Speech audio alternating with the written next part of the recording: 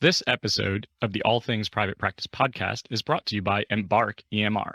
Embark is a superb software solution for the solo practitioner as well as group practices. Embark was designed by therapists to be simple and intuitive without all the extra stuff that you don't need, so you don't feel like you're being nickel and dimed. Embark enables scheduling with automatic appointment reminders, a note organization system with multiple pre-built templates, and an automated invoice and super bill generation to make it easier on your clients. There's even a patient portal where your clients can access notes, documents, and generate their own invoices and super bills. Embark EMR is setting a new precedent in EMR functionality and affordability. Embark's simple one-tier system is $20 a month per therapist, and there are never any extra fees. Try Embark EMR today with a free trial at embarkemr.com. You can also use code ATPP for 20% off an entire year of Embark.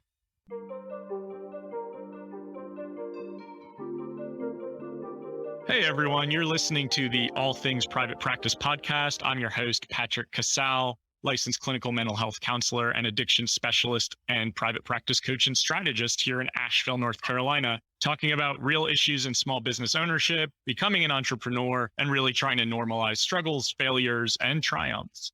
I am here joined today by a friend, Kym Tolson. She is an LCSW and a CSAC, Certified Substance Abuse Counselor.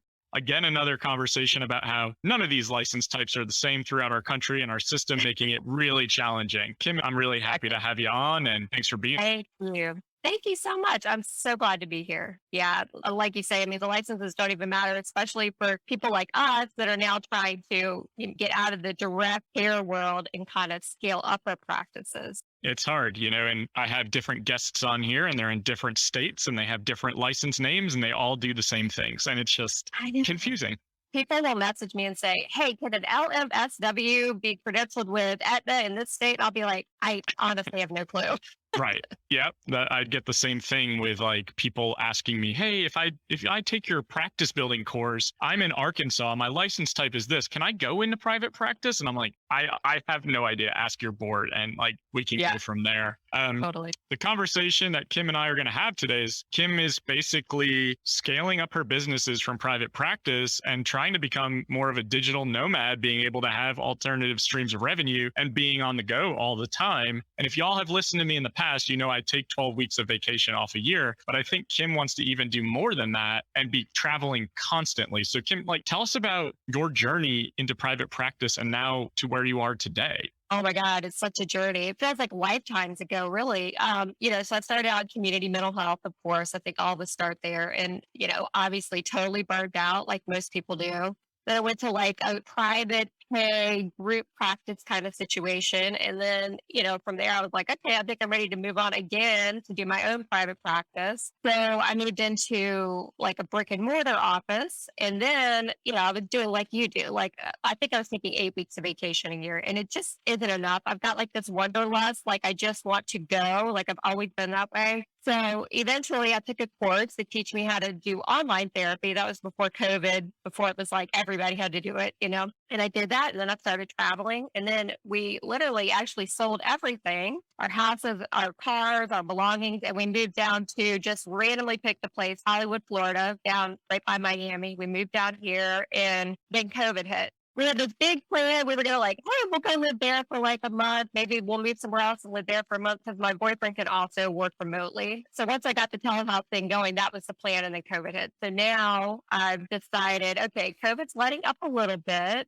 So I've recently launched sort of like a new brand, I guess you would call it, called The Traveling Therapist. And right now I'm just traveling constantly, pretty much every other week I'm going somewhere and I'm taking my practice with me. So I see about 10 clients now per week. So I'm doing that while I'm on the road, pretty much is where it's taken me to this point. I'd like to get rid of this apartment we have now and just kind of like do literally like an Airbnb somewhere else every couple of months. That's really wonderful to have that vision come to fruition and obviously hit some roadblocks with COVID unexpectedly.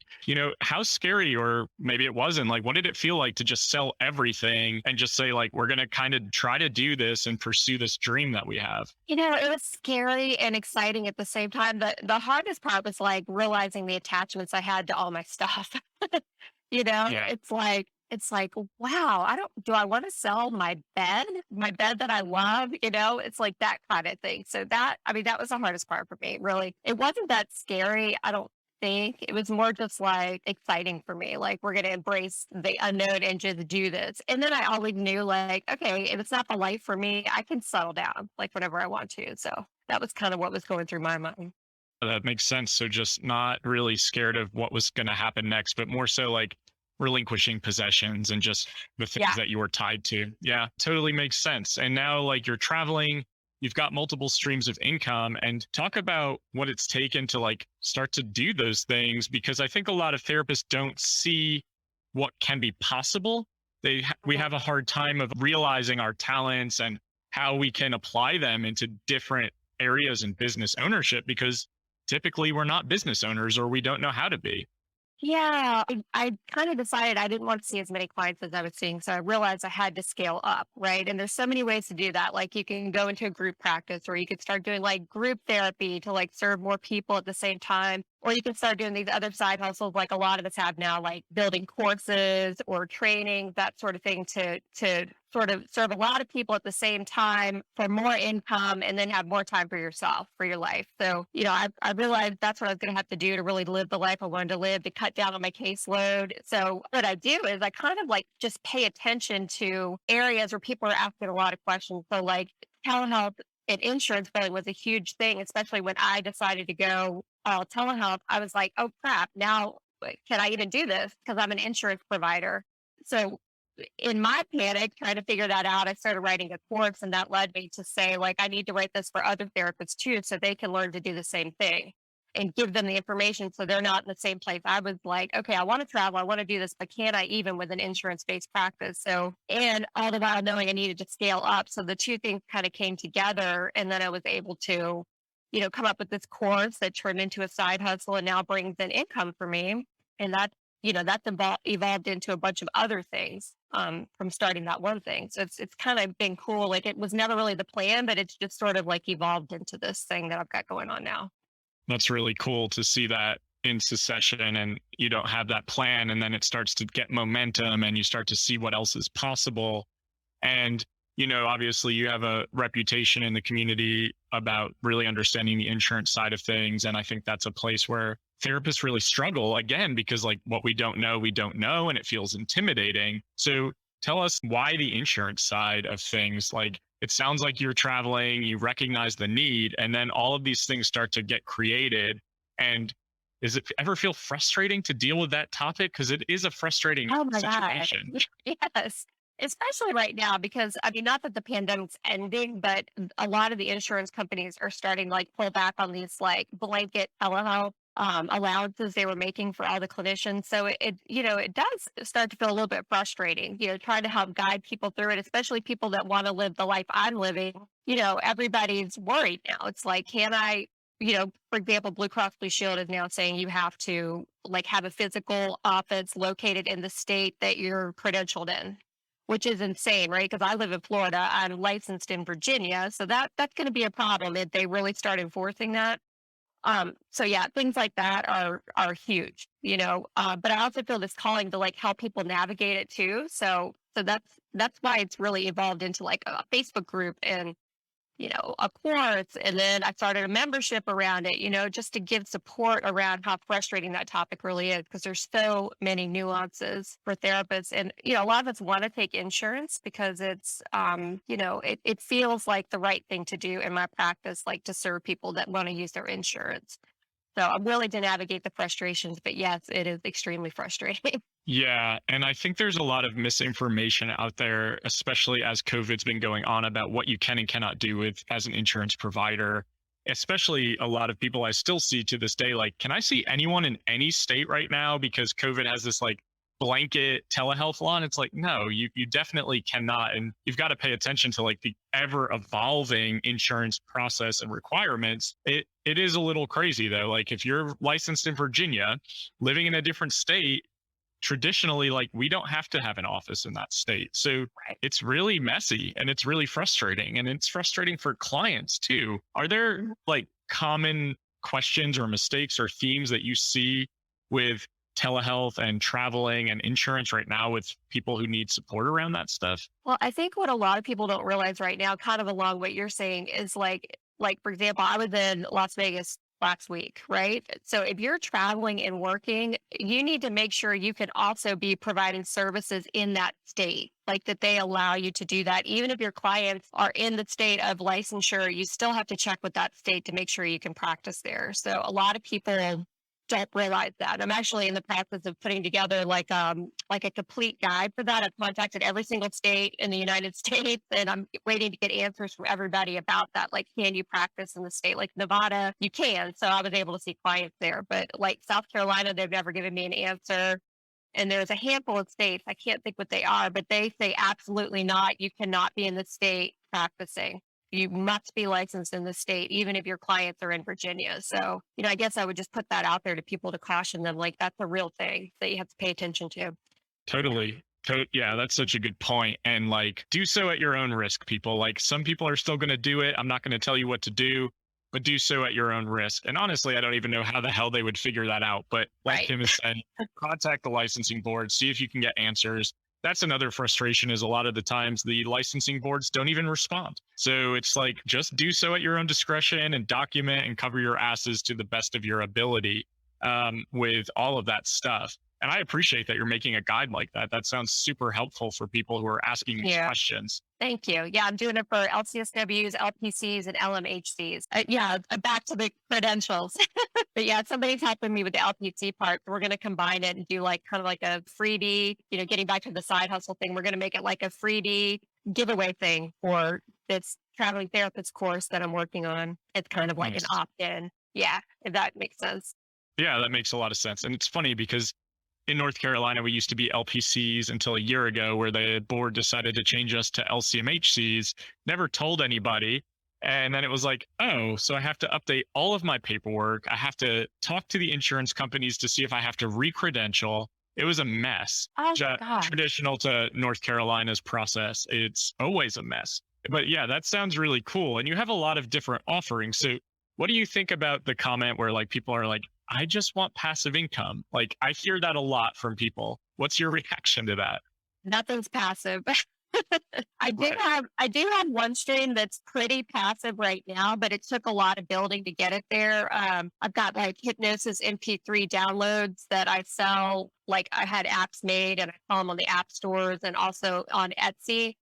So I'm not doing a lot with that. I don't market it at all, and they just sort of sell themselves. So that's like an exception to the rule. I think the rest of it takes a ton of work, like a lot of just, building your audience and then nurturing your audience and like actually coming up with good products, and then you have to like follow up with that and help people, navigate the products, so there's a lot that comes to it. The dream is like to have this evergreen kind of funnel that, people just fall into, and then they just buy your stuff and then you just get money in your bank account. But that's usually not how it goes. I know you know that, Patrick. I hear this, that comment all the time from people, because I think therapists are kind of getting burnt out, and understandably so. And it's like, I want to go into coaching, I want to go into course creation, or be an author or whatever. And I applaud all of it. Like, Yeah. it's not straightforward and it's not passive. Like, there is a lot of behind the scenes work. There's a lot of frustrations. There's a lot of potentially thoughts of like giving up and saying like, this can't be successful. I've experienced that. Yeah. With all Yeah. this stuff you're creating, do you experience that ever, where you're like, this is just not going to work, or I can't do this? I mean, constantly. Like, I'm in the middle of a launch right now of a new product. I've built a new audience and I've got a new product out, and it is like the week that you're launching stuff, or 2 weeks or however long, it is so emotional. That meme where you're refreshing the screen, like, if any sales come in, if any sales, I'm like that, and then you get some sales and you feel like on top of the world, and then it's like a day goes by, nothing happens, and it's this constant roller coaster. So yeah, that part. And sometimes it's like, why am I doing this to myself? But then I have to remember, I got to travel. I don't want to have to be seeing clients 40 hours a week or whatever, That's so spot on. It is a roller coaster. It Yeah. really is. It's a lot of emotion. It's a lot of vulnerability of, are people going to buy my stuff? If they don't buy my stuff, is it because my stuff isn't as good as other people's stuff? Like, how many shares did I get on this post? And like, did anyone comment? really challenging. And it is an emotional roller coaster. It brings up a lot of insecurity sometimes in the moment. It's like, oh shit, I've gotten rid of like my caseload. And what if I don't sell another thing for the rest of my life? Crap. Then what am I going to do? Totally comes up of like, nobody's ever going to buy anything from me again.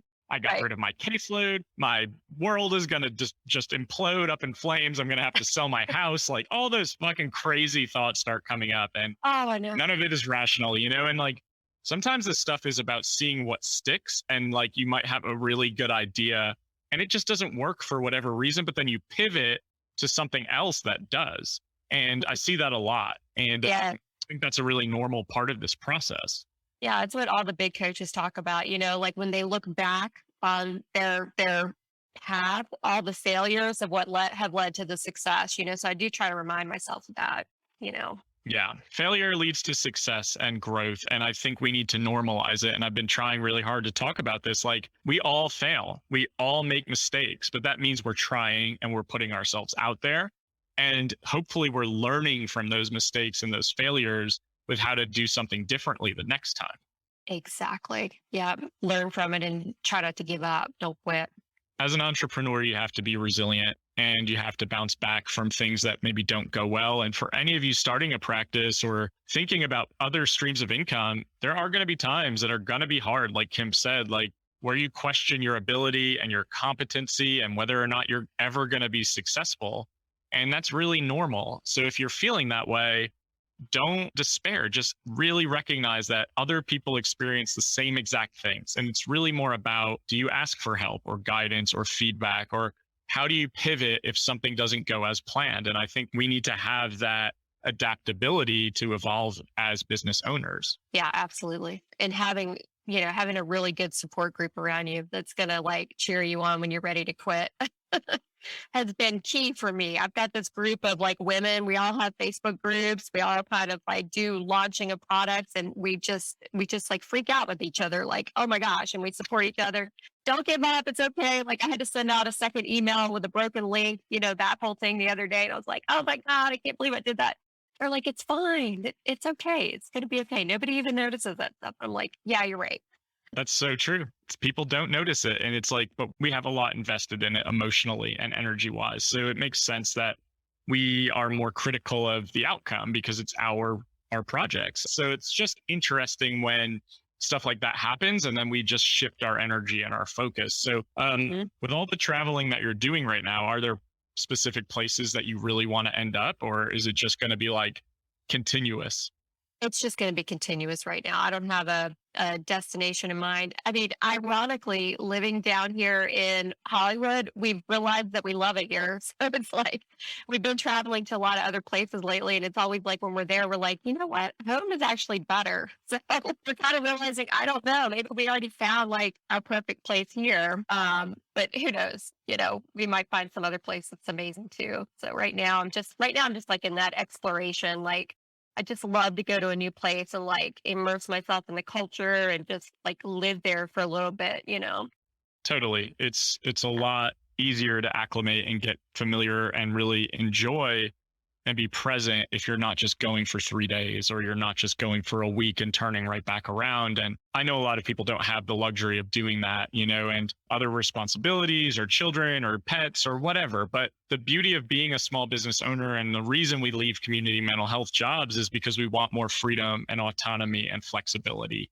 And Right. travel is something that I see so often that so many therapists want to do more of, but typically maybe don't even know how. Like, what am I going to do for PTO? What am I going to do for X, Y, and Z? And the beauty of it is like you get to make your business what you want to make it.